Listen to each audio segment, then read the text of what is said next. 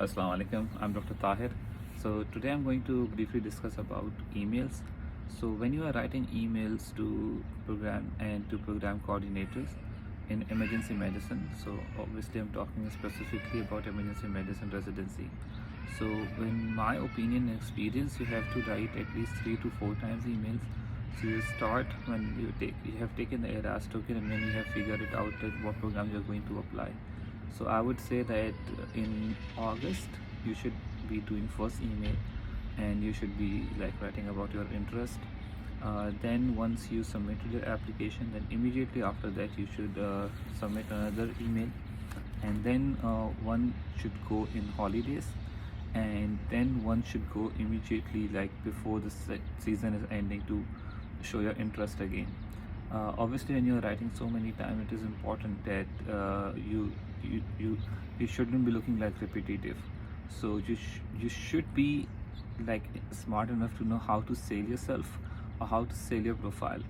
So my recommendation is that in your first email you have to be very like generic. You have to mention about yourself, and you have to mention that why you are interested in the program. This is challenging that you cannot practically go through, like if you're applying in 200 programs, and you cannot go through individual program, and you cannot mention about individual things initially.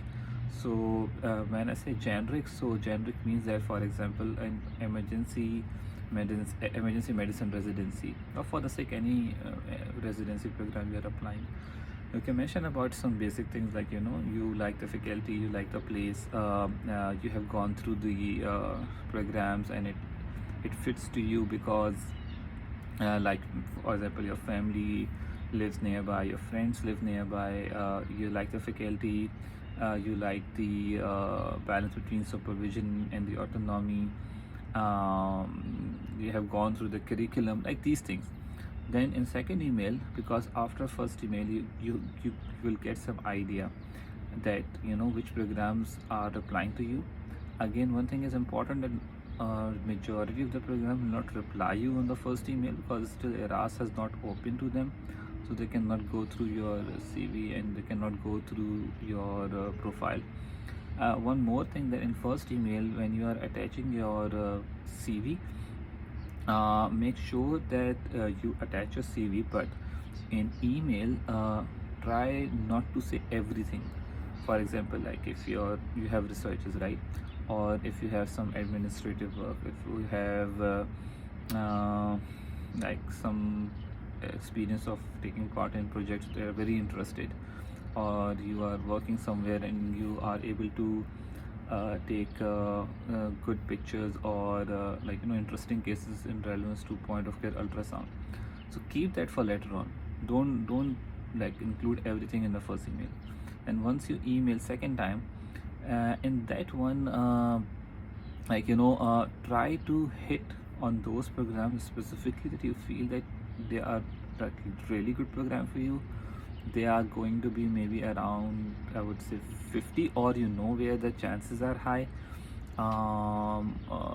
Again, in the second email you can mention that you have submitted your application, and you're just making sure that your interest has been registered, and then you can mention about some of your interesting cases. You can mention about some of your achievement that you have not mentioned in your first email, that it looks interesting, and it gives an impression that you are mentioning something different in the emails. For the titles of the email, it can be interest statement, it can be profound interest in the program, I am an interested candidate, statement of interest. So these are the common titles that I used. In the emails, try to create an signature card in the down. So it should include your and you can create it on Gmail, like for like once, so it will be included in all of your emails. It's called signature. So it should include your name, your degrees, your current working position, your phone number, your ERAS ID, yeah. And later on you can also include some pictures, like there are some very good pictures about thank you. So personally I used a picture that says thank you in different languages. So you can include any picture that you want, so that will be permanent in every email. Then the third email will be like around the holiday time. So that email is going to be very important, and I would say that should be very specific, but because by that time you will be receiving some replies, and you should make sure that you reply to those programs who are replying to you after you go through their program in detail, so that you can mention, for example, in my current program there is life flight. Okay, so this program has an opportunity that you can be ride along, and you can transfer patients in the helicopter, and you will not be a team member, you will be the team lead, and there will be one nurse with you. So this is a unique opportunity. So like this, you have to go through, you have to mention specific things.